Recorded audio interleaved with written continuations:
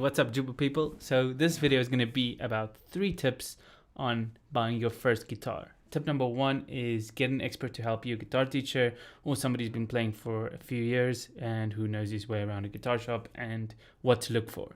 That's the best advice I can give you. The second one is don't buy the cheapest guitar.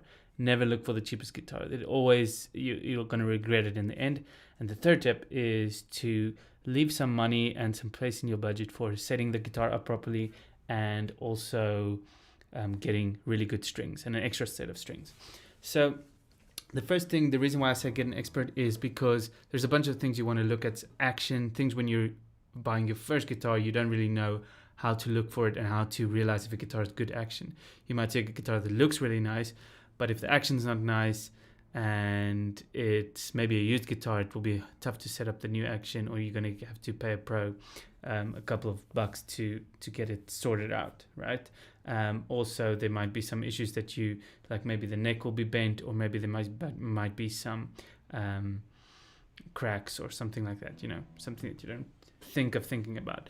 But anyway, you can use your common sense. It's not like you can't, but it's the best places to get somebody to help you to suggest a guitar to buy. If you can really trust the music shop that you have in your area, then you can just ask them as well. So, but the second point is the most important one. That's the don't buy the cheapest guitar. Okay, so rather aim for something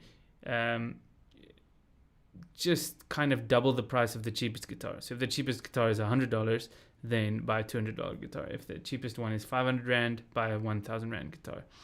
Just so you don't get the worst guitar, the guitar that's just made for them to sell a guitar. It's not really made to help people, you know. But you don't have to go for the most expensive or even a mid-range priced one. You can still get a cheap guitar, just don't get the cheapest one. Okay, and then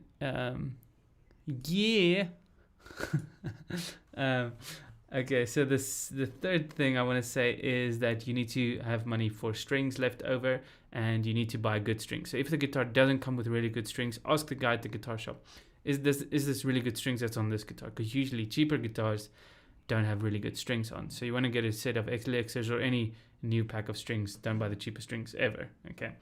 And then a setup on your guitar can be worth it. Like just ask the guitar shop to just do a full setup on the guitar to set up the action, so that's nice for a beginner. And also when you're using strings, buy light gauge strings or very light gauge strings, like a 10 or 11 gauge on an acoustic.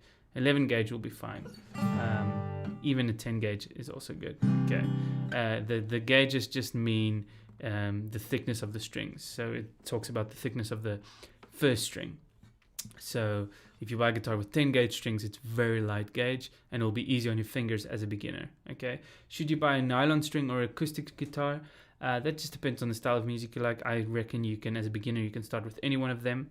But I would say if you're a young student or if you're buying a guitar for your kid, you could do a nylon string guitar. It's a classical guitar. I don't have one here, but it's you just ask the guitar shop or you Google nylon string guitar or classical guitar. They've got nylon strings which are really easy on the fingers, but you can start with both. You just need a really nice.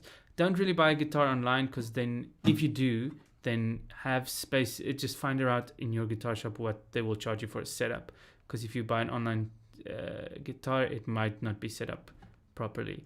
You don't know. Okay, so that's it. Cheers, have a nice day.